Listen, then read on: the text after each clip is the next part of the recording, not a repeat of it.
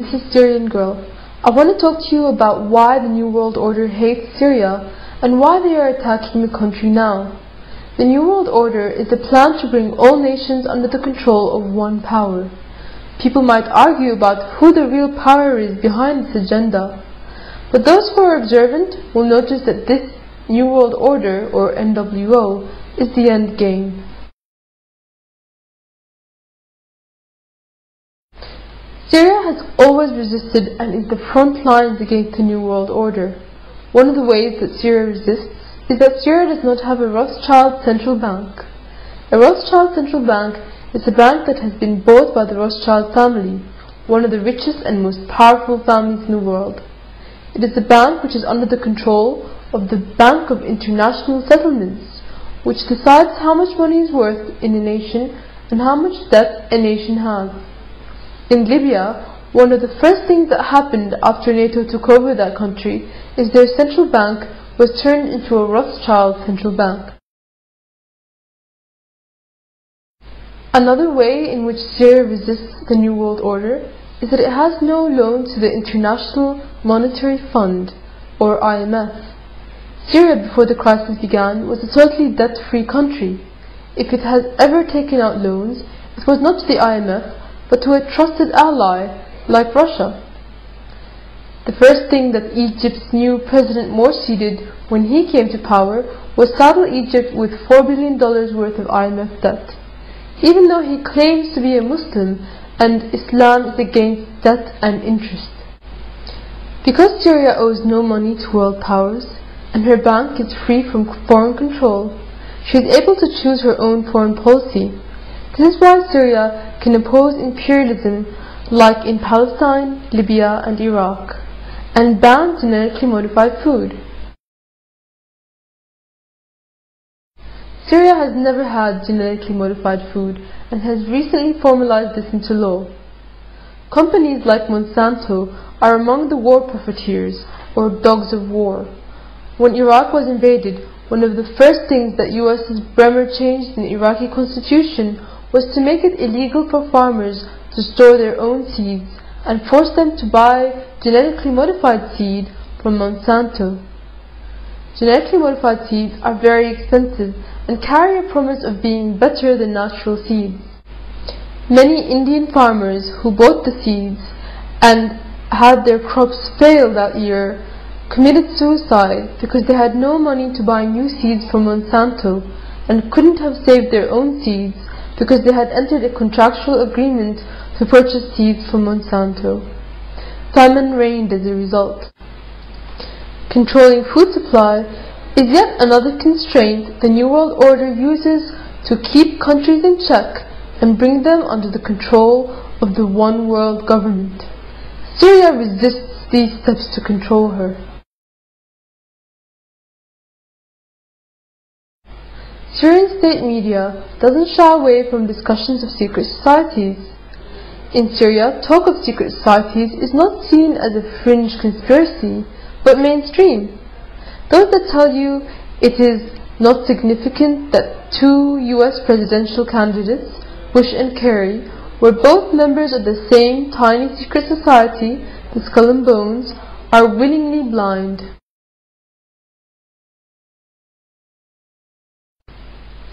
Oil and energy flow is yet another way in which the world powers bring nations to their knees, and yet another reason why Syria is a target. Syria recently discovered gas off its coast, and she was working on a new pipeline going through Iran, Iraq and Syria to Europe that would rival the BTC pipeline currently going through Israel.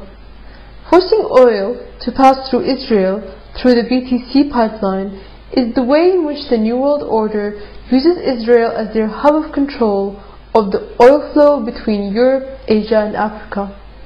They can turn off the tap whenever they want, and that brings nations under their umbrella. Syria's attempt to give the world an alternative route for oil and gas could have been a way to free the world and put a wrench in the plans of the global dominators.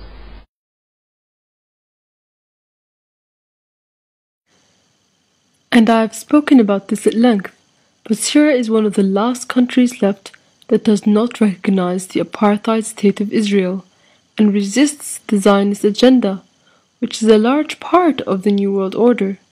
This is one of the main reasons the New World Order sees Syria as an obstacle to its plans, and this point requires an individual video.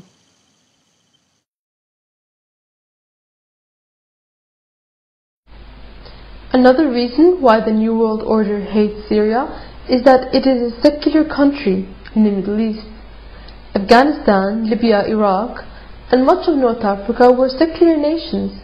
But after the Iraq War, Iraq was given a more theocratic Shiite government. After the Arab Spring and the NATO bombardment of Libya, it was given a Wahhabi extremist government. And recently Egypt became a Muslim Brotherhood nation, another theocracy. And with Israel being the extremist Jewish theocracy in its region, Syria is really the last secular country left in the Middle East. In Syria, asking someone what their religion is insulting, and if an outsider asks you what it is, you can't help but feel a little bit defensive, and the common answer is, I am Syrian. All the prime religions have lived there in peace for hundreds of years, and with freedom to practice. Divide and conquer is a strategy which the world powers use to control nations, and Syria's unity has been a way to resist that.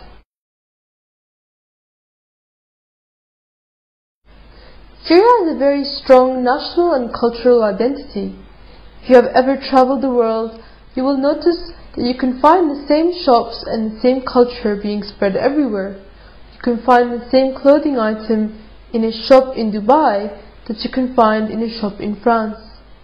This is not the case for Syria. Syria holds on to its uniqueness and its own production.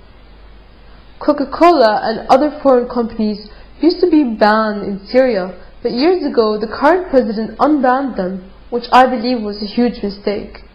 Syria had its own cola production companies that were even more delicious, that had to close down as a result of Coca-Cola being unbanned. But these reforms really only went so far to open up Syria's economy, and Syria still resisted entry of foreign companies. And I think this is one of the other reasons that Syria is hated by the New World Order. Syria is one of the last countries that remain distinct from everywhere else, and I believe there's a clear New World Order agenda to make everywhere look pretty much the same, and thereby create no more nations and one world government. What a boring world that would be. The New World Order hates Syria because Syria is free. So Orwellian it is that they shout "Free Syria" when they really try to enslave her. If Syria falls, it could be a tipping point that ends up in victory for the New World Order, like Stalingrad was a tipping point between Germany and Russia in World War II. Syria resists in spite of all the massive power of the nations against her. She resists not just for herself, but for every free person. As I said earlier, Syria is the front lines against the New World Order. So fight alongside us until the end.